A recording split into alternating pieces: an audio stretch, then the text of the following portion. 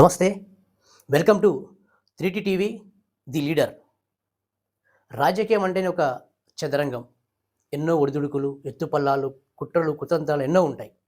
అలాంటి రాజకీయంలో 25 సంవత్సరాల రాజకీయ అనుభవం గల ఒక లీడర్ తాను ఎదుర్కొన్న సవాళ్ళు, ఒడిదుడుకులు, ఇబ్బందులు, మరి తన ఊరికి ఏం చేశారు, తన వార్డుకి ఏం చేశారు, ఇలాంటి అనేక విషయాలు మనం ఈరోజు మనతో ఉన్నారు. మహబూబ్‌నగర్ జిల్లా జడ్చర్ల మున్సిపాలిటీ 23వ వార్డు కౌన్సిలర్ ఉమాశంకర్ గౌడ్ గారు మనతో ఉన్నారు. తనతో చర్చించే ప్రయత్నం చేద్దాం. అన్న నమస్కారం అన్న. నమస్తే అన్న. వెల్కమ్ టు 3T టీవీ అన్న. థ్యాంక్ యూ అన్న. నూతన సంవత్సర శుభాకాంక్షలు మీకు. ముందుగా 3TV ఛానల్ వాళ్లకు ప్రత్యేక ధన్యవాదాలు. ఈ స్టూడియోకు మమ్మల్ని పిలిచి మా ఇంటర్వ్యూ తీసుకుంటున్నందుకు వారికి ప్రత్యేక ధన్యవాదాలు తెలియజేస్తాను. ముందుగా మీ పరిచయం, మీ కుటుంబ నేపథ్యం గురించి చెప్పండి. అన్న, మా father B Narasimhulu Goud electricity డిపార్ట్మెంట్లో పనిచేశారు. అతను రిటైర్డ్ అయిన తర్వాత 25 ఇయర్స్కి మరణించడం జరిగింది.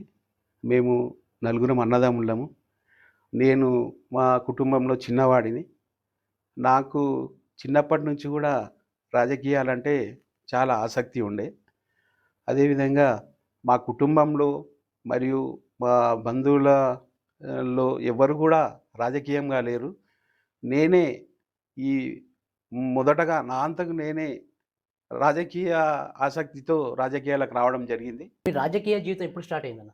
నాకు రాజకీయం 2001 నుంచి టీఆర్ఎస్ పార్టీ, కేసీఆర్ గారు స్థాపించిన టీఆర్ఎస్ పార్టీలో స్టార్ట్ కావడం జరిగింది. 2001లో కేసీఆర్ గారు జడ్చర్ల వచ్చినప్పుడు నేను కేసీఆర్ పక్కల వారికి కరచలనం చేయడం జరిగింది. అది నాకు ఈరోజు కూడా చాలా సంతోషం అనిపిస్తుంది. దాదాపు అప్పుడు నాకు 22, 23 ఏళ్ళు ఉండే. ఈరోజు వరకు కూడా నాకు కేసీఆర్ అంటే చాలా అభిమానం.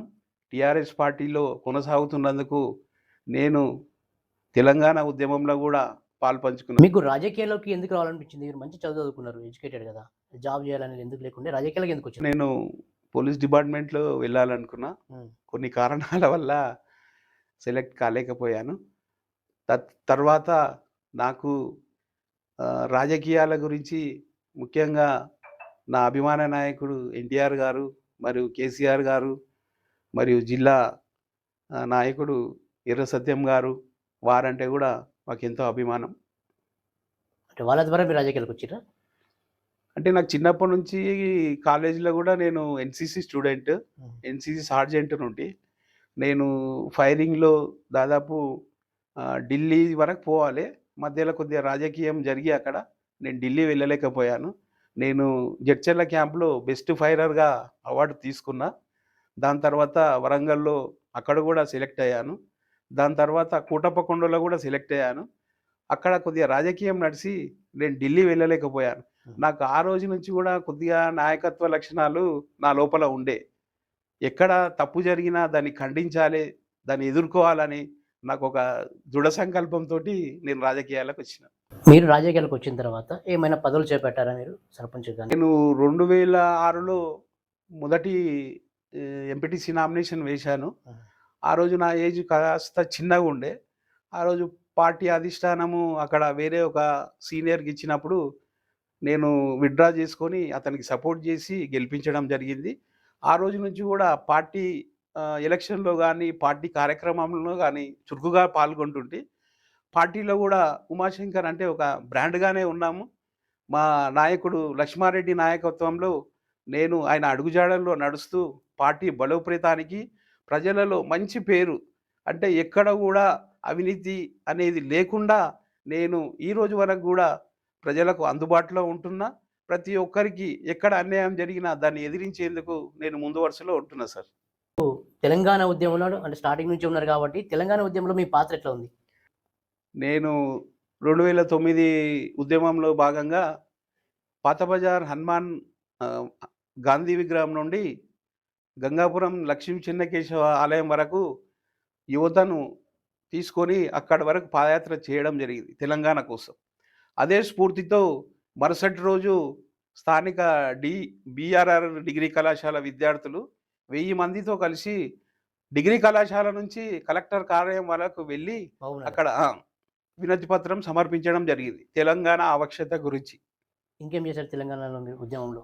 తెలంగాణ ఉద్యమంలో భాగంగా నిరాహార దీక్షలు మరియు వంటవార్పు, సడక్ బంద్, జైలు బారో, రైలు రోకో అన్ని కార్యక్రమంలో చురుకుగా పాల్గొంటుంటే, అదేవిధంగా ఎక్కడ కూడా పార్టీ కార్యక్రమాలను విస్మరించలేదు. నేటికి మా నాయకుడు లక్ష్మారెడ్డి గారు చెప్పిన విధంగానే పార్టీలో కొనసాగుతున్నా.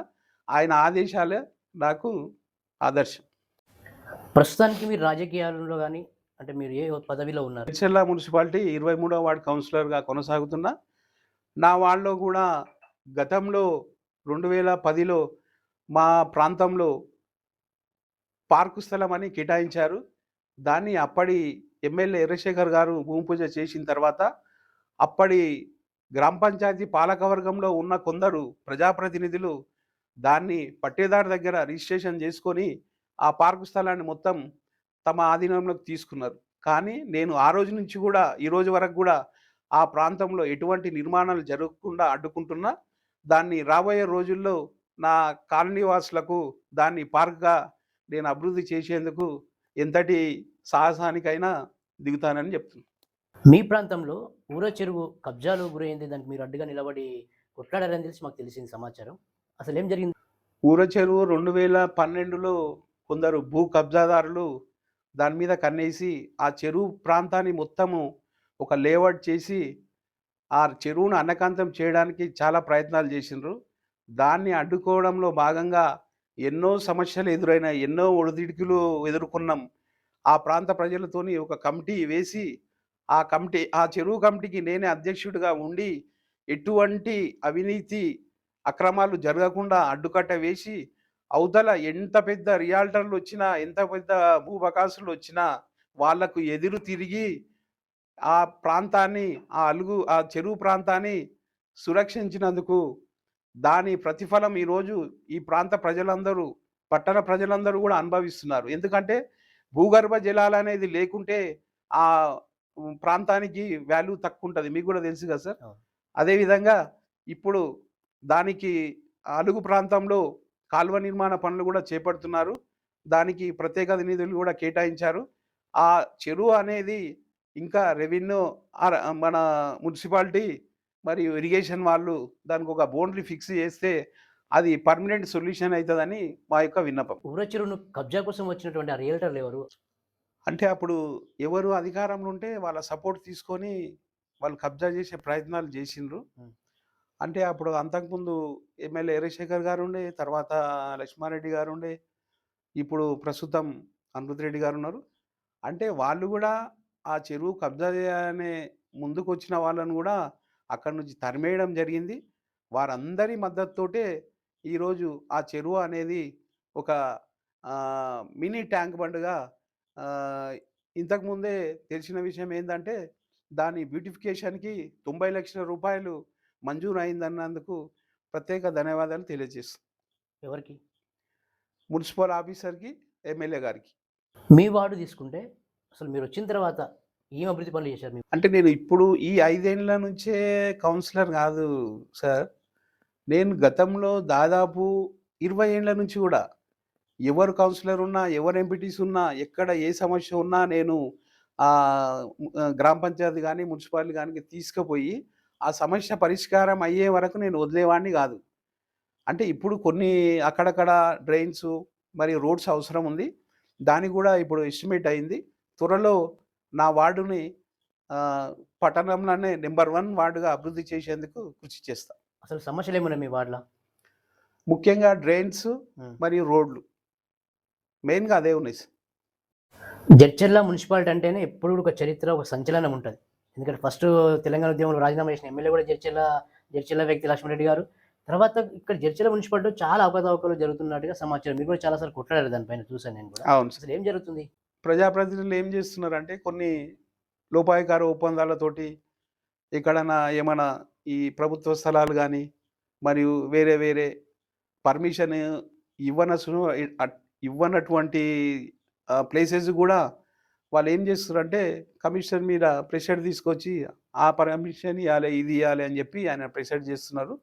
దానికి మా దృష్టిలోకి వచ్చిన తర్వాత ప్రతి విషయాన్ని నేను ఖండిస్తున్నా. మీరు కూడా చూసుంటారు అవును. గతంలో. నేను మున్సిపాల్‌లో ఎళ్ళానంటే ఎక్కడ ఎవరు అన్యాయం చేసినా నేను వదిలిపెట్టనని అందరికీ తెలుసు. కాబట్టి పబ్లిక్ గూడా దయచేసి ఏందంటే, రాబోయే రోజుల్లో గూడా నీతివంతమైన పాలన కావాలంటే నిజాయితీ పరులనే ఎన్నుకునేందుకు ప్రజలు గూడా కొంచెం చైతన్యవంతం అయితే బావుంటుంది. మీరు ఏ ఇష్యూ పైన కూడా చాలా అగ్రెసివ్‌గా, ఆవేశంగా పోతూ ఉంటారు. ఎందుకంత ఆవేశం మీకు? అంటే ఏం లేదు సార్. నాకేందంటే ఎక్కడ అన్యాయం జరిగినా, ఒక పేదవాడికి ఎవరైనా ఇబ్బంది పెట్టినా, నా మనస్తత్వం ఎటువంటిదంటే, మనం పోయి ధైర్యంగా వాళ్ళకు మనం భరోసా ఇస్తే, వారు సమాజంలో మంచి వ్యక్తులు గూడా ఉన్నారని 10 మందికి పోయి చెప్పడం. ఎందుకంటే, ఇప్పుడున్న ఈ కౌన్సిలర్‌లలో చాలామంది ప్రతి వాళ్ళు ఎక్కడనో అక్కడ సమస్యలు సృష్టిస్తే అదేమైతుందంటే, ఎవరు ఏమన్నా గూడా కౌన్సిలర్లు అని అనడం కొద్దిగా బాధ అనిపిస్తది. కౌన్సిలర్‌లో గూడా కొద్ది మంచి వ్యక్తులున్నారు.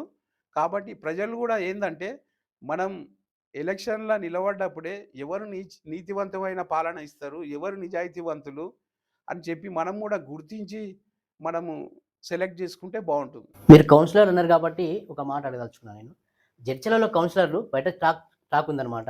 ఎవరైనా కొత్తగా ఇల్లు కట్టుకుంటున్నా, ఏదైనా స్థలం కొంటున్నా గూడా కమిషన్‌లు తీసుకుంటారని చెప్పేసి బయట చాలా మంది టాక్ ఉంది. చాలా మంది పైన కోపం గూడా ఉంది ప్రజలకి. మీరు విన్నది గూడా వాస్తవమే.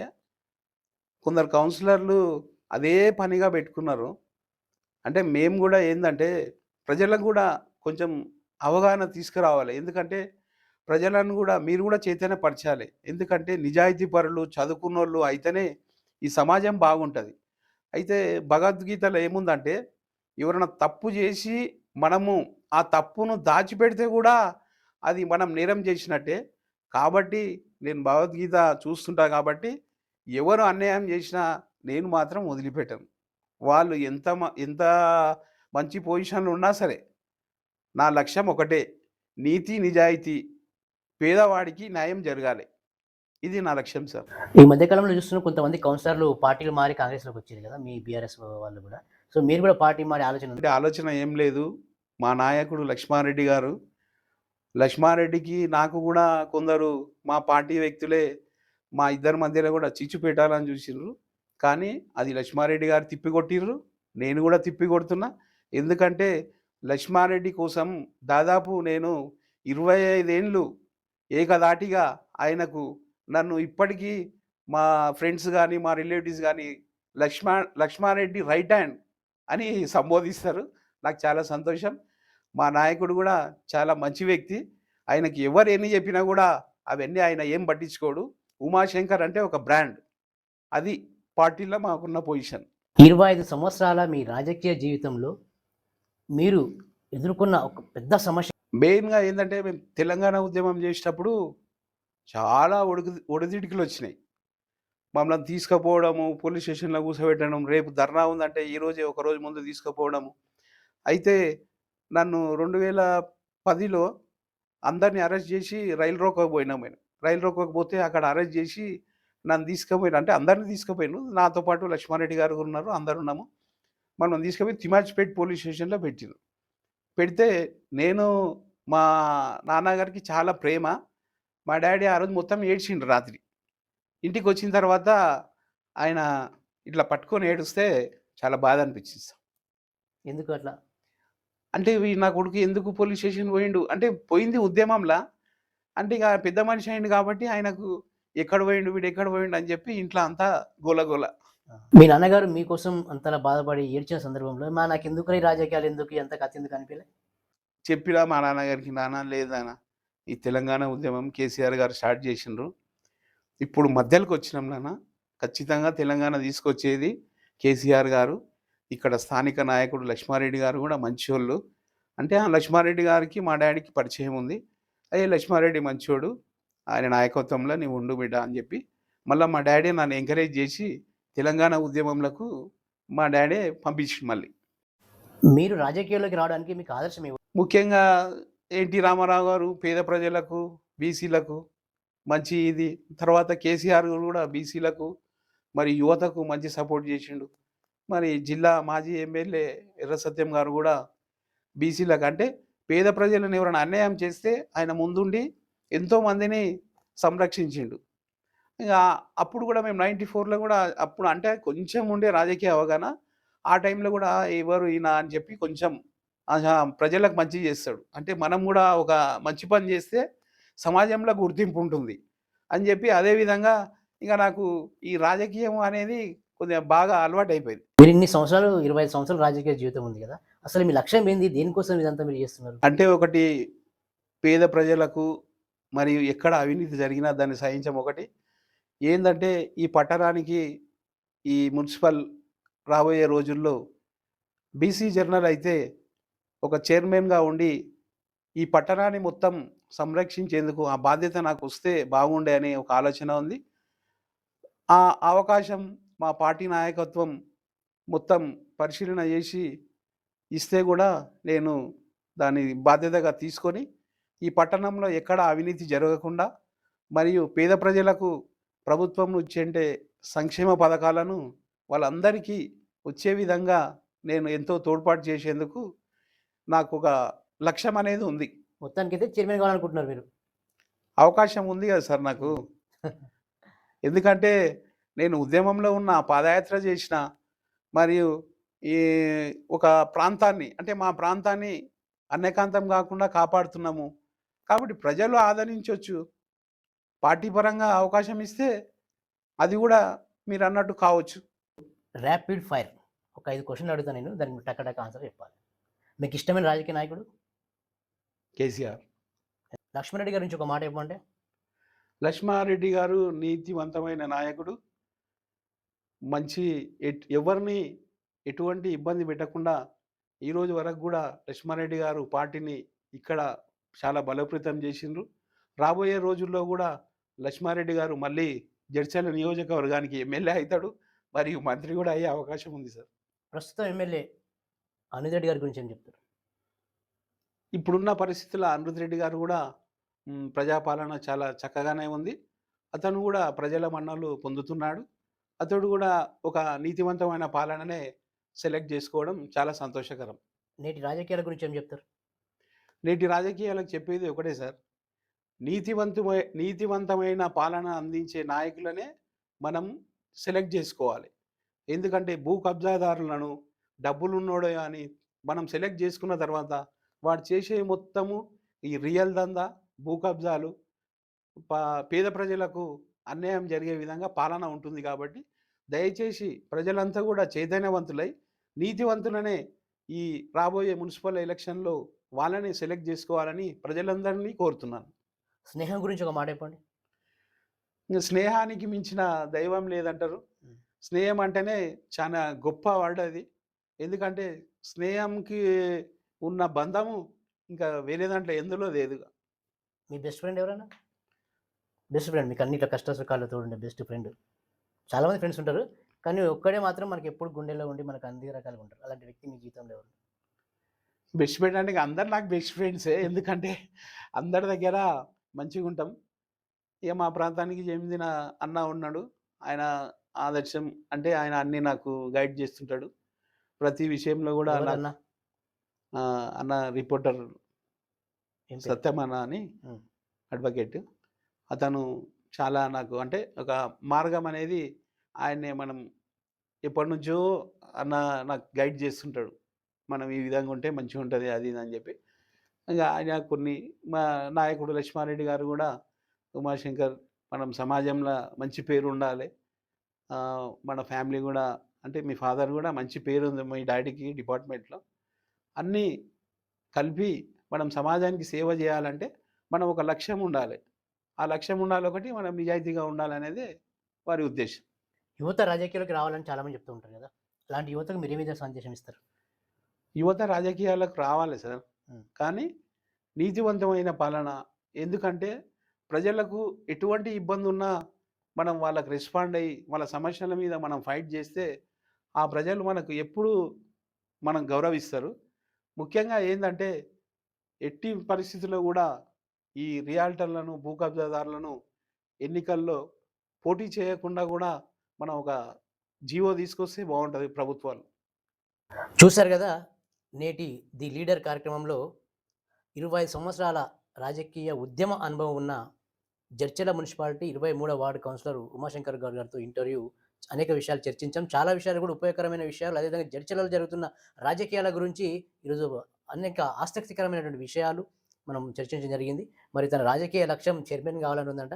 మరి చైర్మన్ అవుతారా లేదా చూద్దాం. అన్న, ఆల్ ది బెస్ట్ అన్న. థ్యాంక్ యూ అన్న. మీరు మా స్టూడియోకి వచ్చినందుకు కూడా మీకు కూడా ధన్యవాదాలు. థ్యాంక్ యూ అన్న. మీరు అవకాశం ఇచ్చినందుకు మీకు కూడా థ్యాంక్ యూ అన్న.